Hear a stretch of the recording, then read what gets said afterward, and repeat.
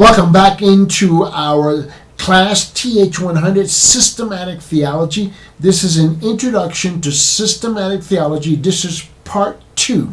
And we begin in this particular session with part 2, and we're going to be looking at specifically theology and philosophy. Theology and philosophy. Now, the course is designed for master students as well as doctoral students. That's what this is at the level of the master's and doctoral student level. Now, at this stage in your development, in this stage in your educational development, you should be able to sustain difficult subjects, a much higher caliber of vocabulary and understanding of the subject matter. Nevertheless, this is an introductory level course at the master's as well as doctoral students.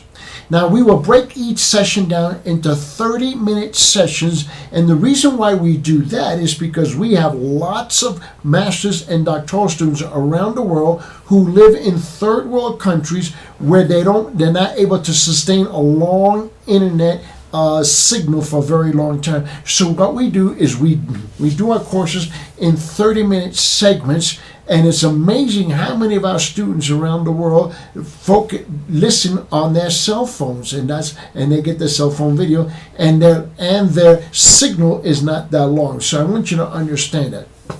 Nevertheless, we come into part 2, and we're going to pick this thing up from where we were in our last class, where we looked at what is theology. What is theology? An introduction to systematic theology.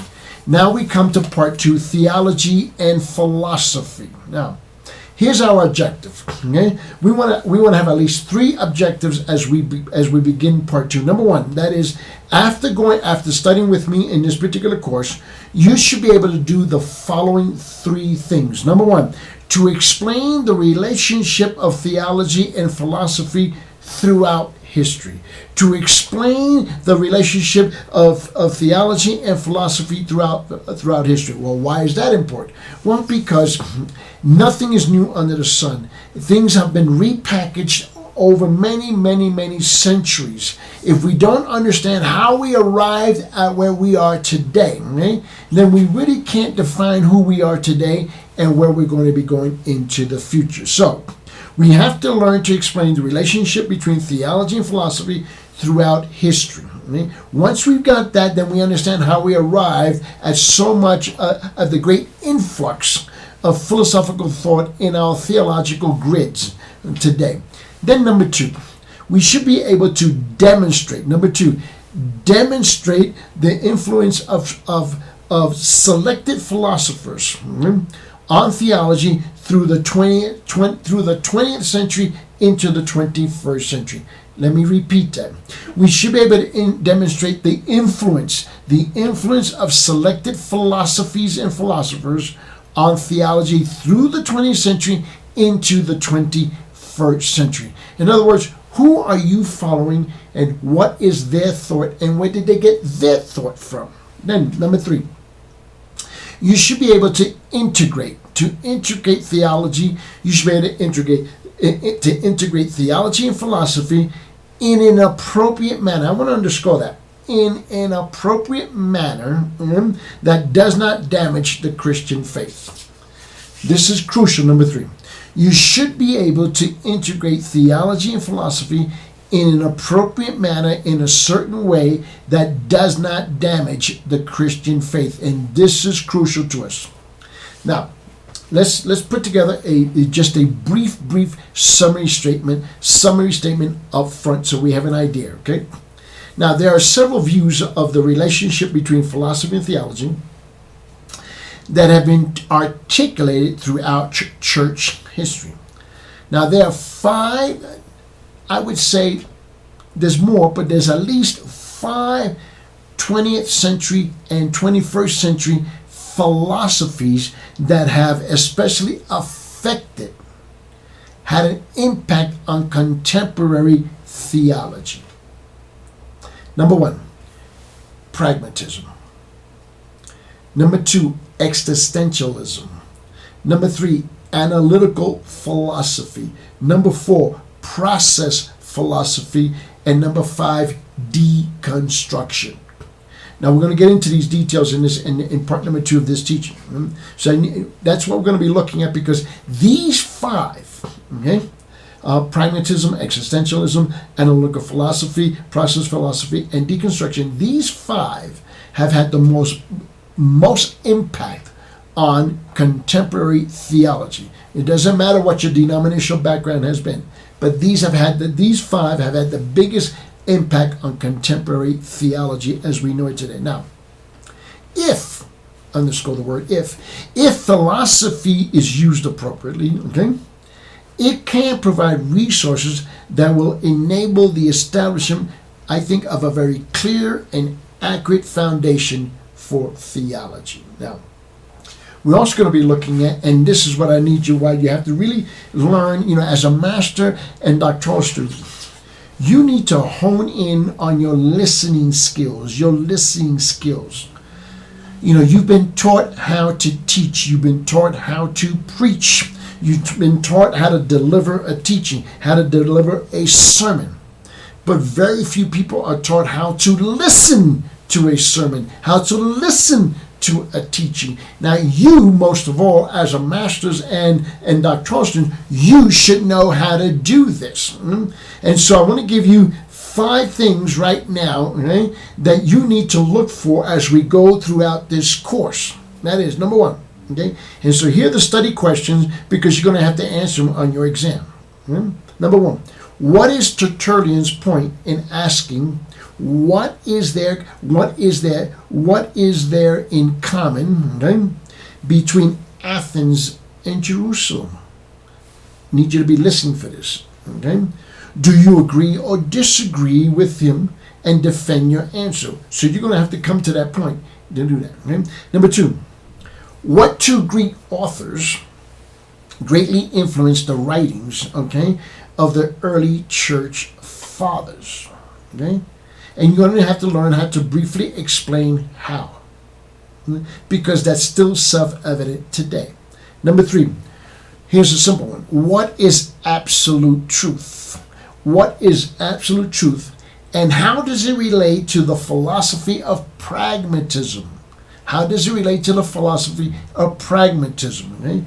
And then number 4, what are the 4 basic tenets? What are the first 4 basic tenets, okay, of existentialism, and what do they mean?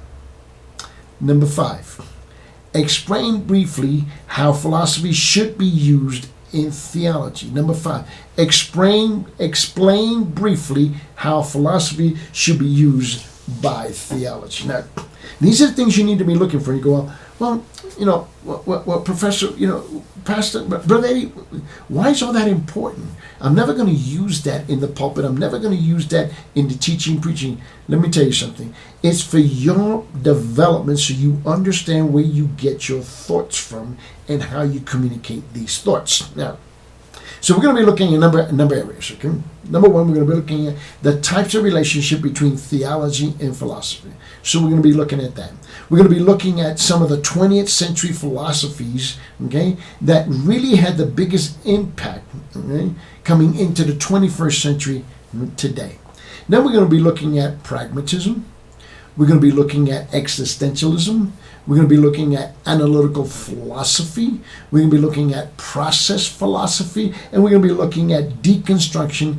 And then finally, we're going to just close section number 2, and we're going to look at theology's use of philosophy. Okay, now, so let's begin with this idea. And I want you to understand that of all of the human disciplines, okay, of all of the human inquiry and knowledge, probably the one with which theology has had the greatest amount of interaction throughout the history of the church has been philosophy. The theologian and philosopher, okay, have frequently been partners in dialogue, whether you know that. Do you realize that almost everybody you come across in life is either a theologian or a philosopher of both, but they don't call themselves a theologian. They don't call themselves a philosopher. Everybody has an idea of who God is and how they think they're going to get to heaven, and everybody has an idea of how they should live their lives accordingly. Now, whether it's right or wrong is another issue. So you need to understand them. Now, they may not call themselves that. They may not use those titles to call themselves. They may not use those words to describe what they believe and how they think. So there are a number of reasons for this, and perhaps the major one is that there's a considerable amount of commonality, between the two issues, and I want you to understand it. Now, for example, they deal with some of the same subject matter, theology and philosophy, right? Both treat unseen, or what they call trans-empirical. That's the word that's used. Both is philosophy and theology. Both use and they treat the issue. They address the same issue of the unseen or the trans-empirical objects, at least in the traditional formulation of philosophy. Now, both are concerned with values, right?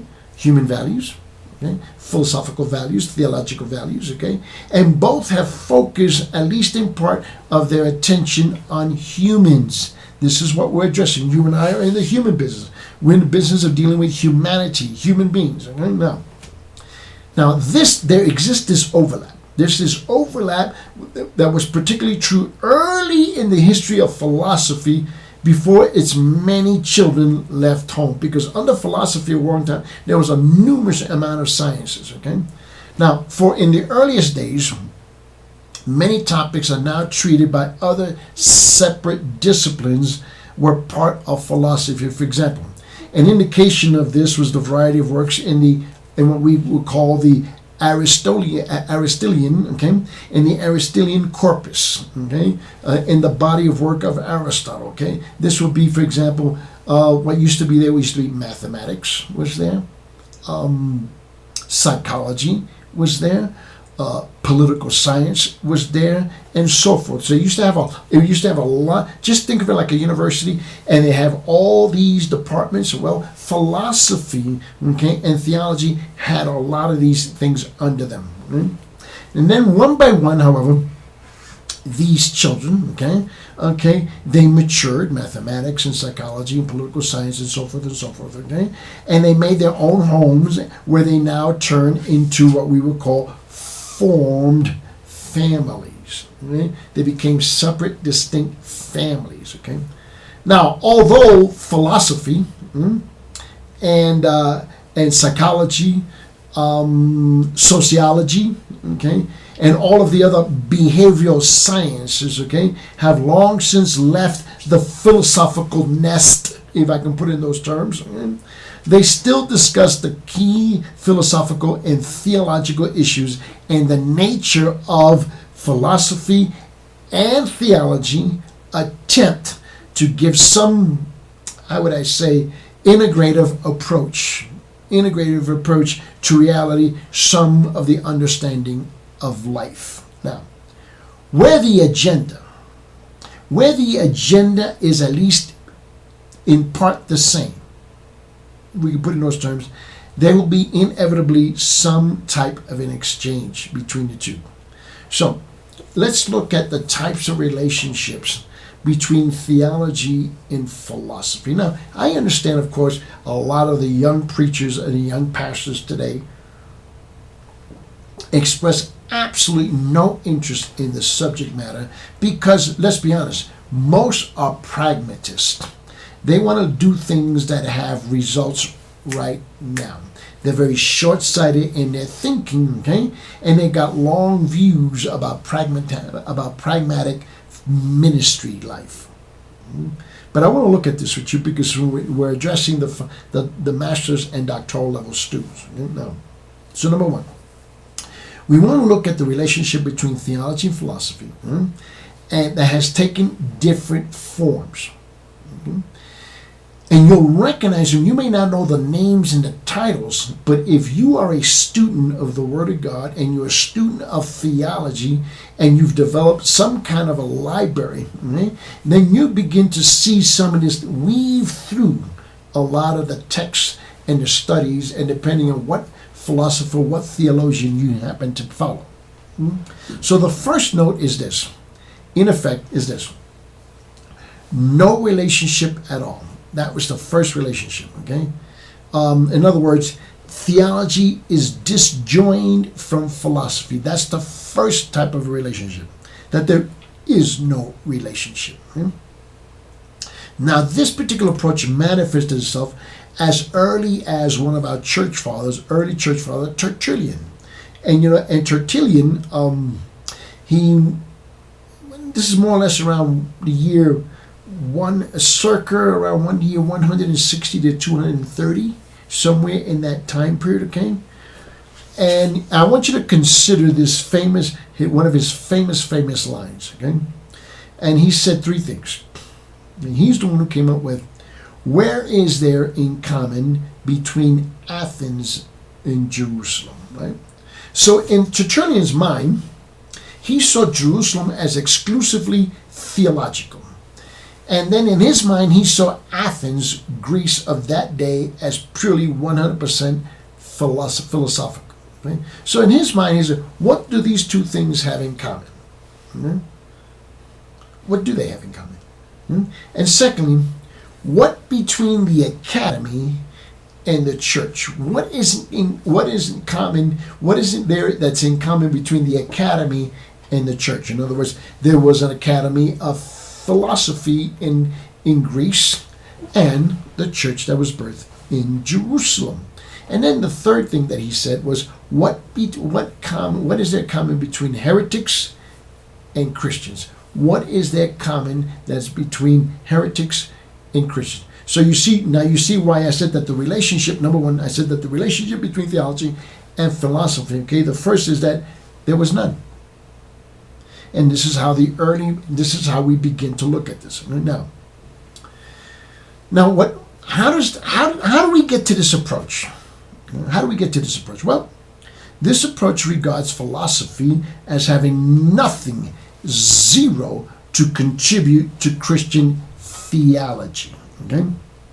In fact, the two have such a different goals that the Christian, okay, is well advised, according to Tertullian thought, okay, to avoid any contact whatsoever and dialogue with philosophy completely. Throw it out the window. Don't even let it into the door.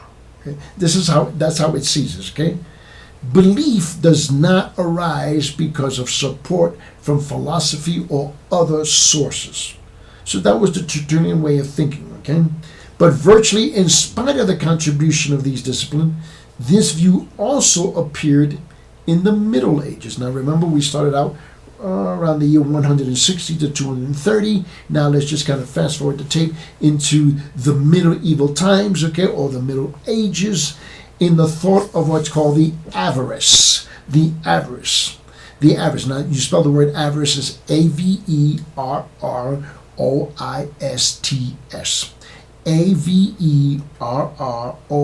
Averroists. You can look this up, okay? And the avarice of people who taught virtually a double truth concept. Did you hear what I just said? The avarice taught a double truth concept. Okay, that the truth of the truth of theology and that of philosophy are two totally different, separate matters. This is how they saw this. Now, just so that you have an understanding of this, let me look at this. Let me define a little bit better for you avarice thought. Okay, so you get an idea what I'm talking about. Okay, it's a trend in medieval philosophy that was founded somewhere circa around the 12th century. There was an Arab philosopher. His name was Ibn-Rushd Averroes. Okay, this is where we get avarice or avarism, right? And he developed the materialistic tendencies of Ibn Rushd, okay? And it was his interpretation of Aristotle. That's what it was.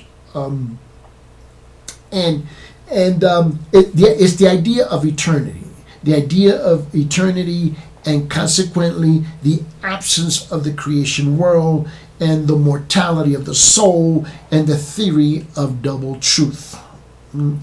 Now, mortality of the soul and the theory of the double truth is the main part of this, okay? And it's separating even, it's separate and even opposing. It's separate and even opposing knowledge of faith, philosophy, and theology. Now, so what are the main ideas?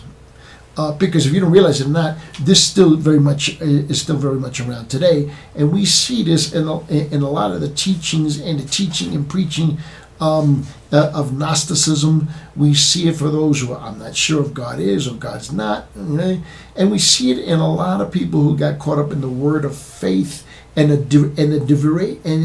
derivative of that, okay, where people began to separate issues and even make them oppose and then bring them back. And it gets very confusing. This is where cults come into play. So what are the main ideas of what we would call avarice thought? Okay, well, the main ideas of the philosophical concept of avarism, it includes this. Number one, there is one truth, but there are at least two ways to reach it. There is one truth, but there is two ways to reach to this truth, okay?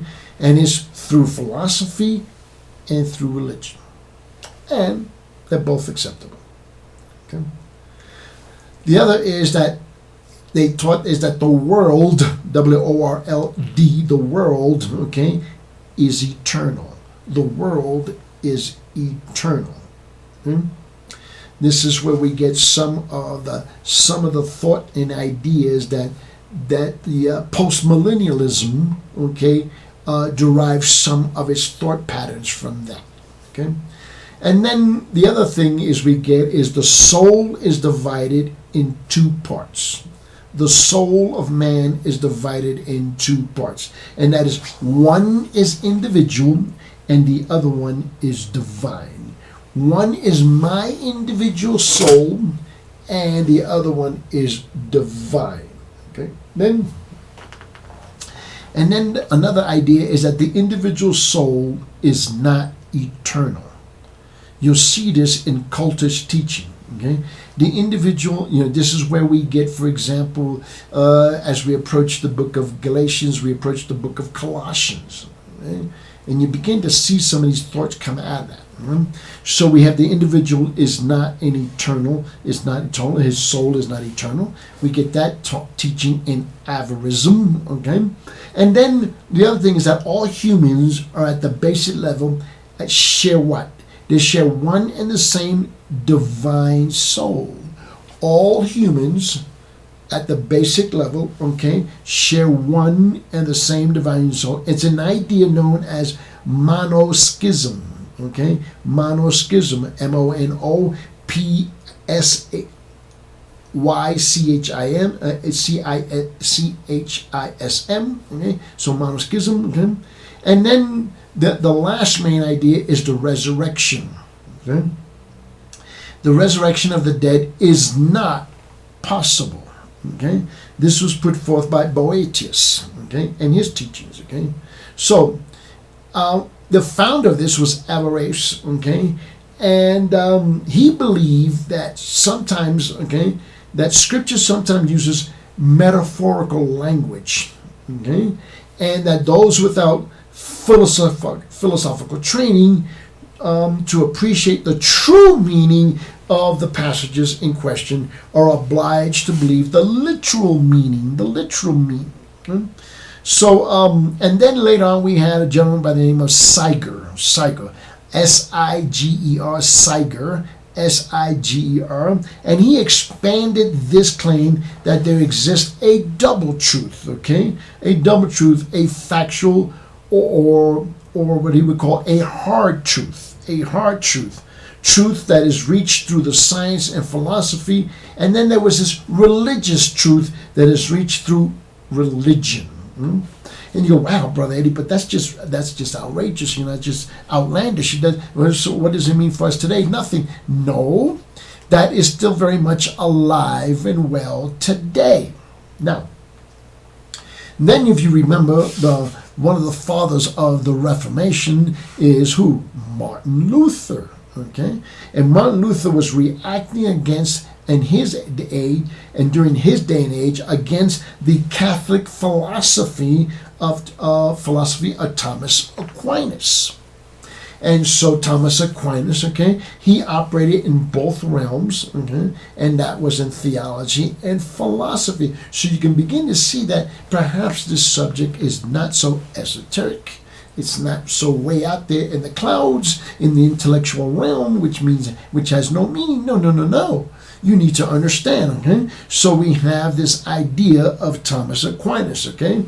And Martin Luther reacted, okay, against this scholastic Catholic philosophy of Thomas Aquinas, who tended to reject philosophy, okay? And Thomas Aquinas, which was quite ironic about this, because Thomas Aquinas was vehement against philosophy, and yet in his argument against it, he became quite philosophical. Okay? So in Martin Luther, when he wrote his Table Talk series, remember that? The Table Talk? And he wrote this series, and this is just very extensive, Table Talk. And Martin Luther, he said this. This is what he said. Now remember that we're still under the first idea that what are the type of relationships between theology and philosophy, okay? Well, there is none. Okay? Well, Martin Luther reacted, and this is what he said. He said, "Let philosophy remain within her bounds, as God has appointed, and let us make use of her as a character in comedy." So in other words, Martin Luther had a 100% disdain for the idea, the concept of philosophy, even coming anywhere near the idea of coming into the camp of theology. Okay? So I want you to see that. Then we get to the second one, okay? What is the second position? Okay? Number 2, okay? It arises, okay, the second position to arise historically was that of Augustine, St. Augustine, right? Who felt that theology can be elucidated by philosophy. So now we have something completely different, the opposite side of this, okay? And what he did was, Augustine, he stressed that priority of faith and the acceptance of that biblical revelation, but also insisted that philosophy may help us to understand better our Christian theology. So you could see that if you go from Martin Luther to St. Augustine, you'll see something. You see this large, wide gap that you have to, this long bridge that you're going to have to cross over to get to the other side. And so what St. Augustine did, he adopted the philosophy of Plato. He decided Plato, okay? Finding therein this, and this is where he found his vehicle, okay, for transporting theology. It was through philosophical means, okay, and so you should know that, okay.